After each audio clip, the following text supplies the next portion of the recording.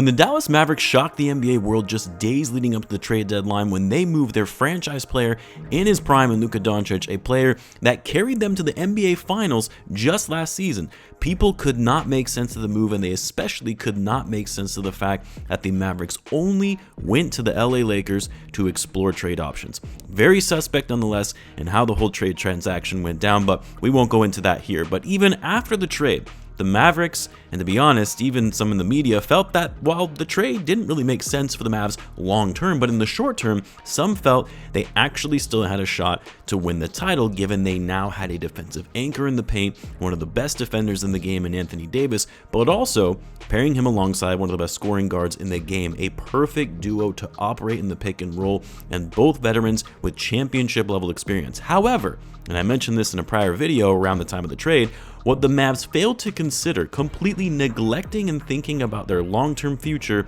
is that both Anthony Davis and Kyrie Irving were on the wrong side of 30. Both players with a history of injury, and both players who, as of late, have been playing a significant amount of minutes, more so than what they were used to seeing. And how, as good as the duo sounded on paper, it doesn't really mean much if the players cannot stay healthy. And once you know it, in just the first game of Anthony Davis putting on a Mavs uniform, injuring his left abductor, and it's been out ever since. And then of course we got the crushing news, more crushing news for Mavs fans, that Kyrie Irving will be out for the remainder of the season due to a torn ACL, which, given what we know of the rehab timeline of that injury, likely means it will carry into the middle of next season before we see a return of Kyrie Irving to the floor. But while some will say, well, whatever, it just means this season is a wash for the Mavs, they'll come back healthy and rested to go next season and be right in the mix for the championship yet again.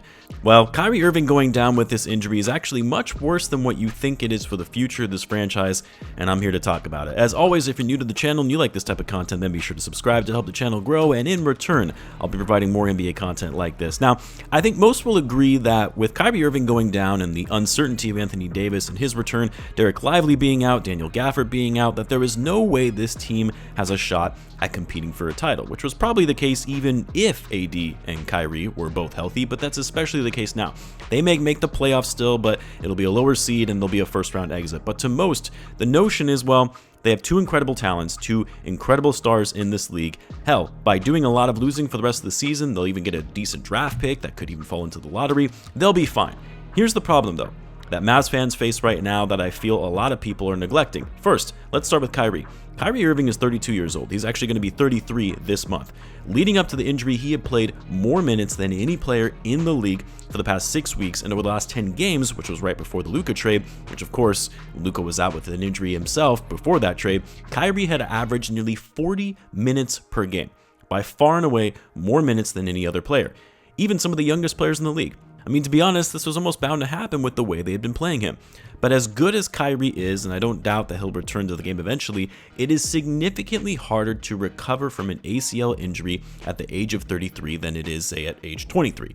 The only players in recent history that have had torn ACLs after the age of 30 were Danilo Gallinari, who played a handful of games after he finally recovered and was so bad he had to retire, Ricky Rubio, who continued injuring that knee even after he recovered and would eventually have to retire as well, and then Rajon Rondo, who tore his ACL in his late 20s but would continue to have knee issues throughout the rest of his career. Now, while Kyrie is clearly a better player than all of those guys that I just mentioned, it's worth noting that none of them recovered to be the same player they were, and retirement followed shortly thereafter. Again, the risks of going all in on an aging core, especially when you had a generational talent at the age of 25. As for Anthony Davis, what's crazy is AD actually had one of the healthiest seasons we had seen from him in years, last year playing the most games of his career at 76, but the fact still remains, aside from that last season outlier, AD is a very injury-prone player and cannot be relied upon to stay on the court, and that should especially have been the case when he's now 32 and hasn't been hit with an injury for a while. It was almost like he was due for an injury and just so happened to come at the worst time for the Mavs when they traded their best player, one of the best players in the league, for him. Now, of course, it's not just Anthony Davis and Kyrie Irving that you have to be worried about, because the Mavs also gave a very washed Klay Thompson at the age of 35 a pretty sizable contract, one that will pay him through the age of 37.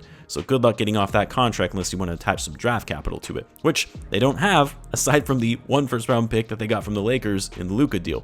Outside of that, you've got an injury-plagued roster with average rotational players and no young studs really outside of Lively that you can be excited about for the future. And so you look at this from the perspective of their long-term future. Kyrie Irving is likely going to miss half of next season.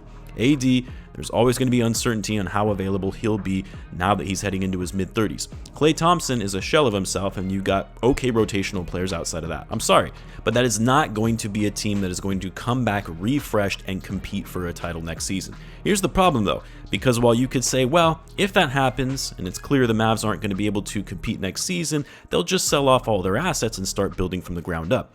They really can't do that. The Mavs can't just start tanking now and embark on a rebuild when they don't have control of their own picks in 2027, 28, 29, and 2030. They're sending an unprotected pick to the Nets in 2029 as part of the Kyrie Irving trade. I guess in theory they could try and tank next season and see if they hit on a franchise level player in what's supposed to be a stacked draft class in 2026. But even if the Mavs go on a fire sale route in that instance and they try and trade off Anthony Davis and Kyrie for max value, you really think teams are going to be willing to throw you a haul for 2 injury-prone players? One who is likely never going to be the same player again after tearing his ACL? Especially when it comes to AD, who still has 3 more years left on his contract after this season. I just don't see it. Teams are going to be wary or incredibly desperate to throw out multiple first-round picks for either of these guys, and it doesn't help that all you were able to acquire in the Luka trade was 1 first-round pick.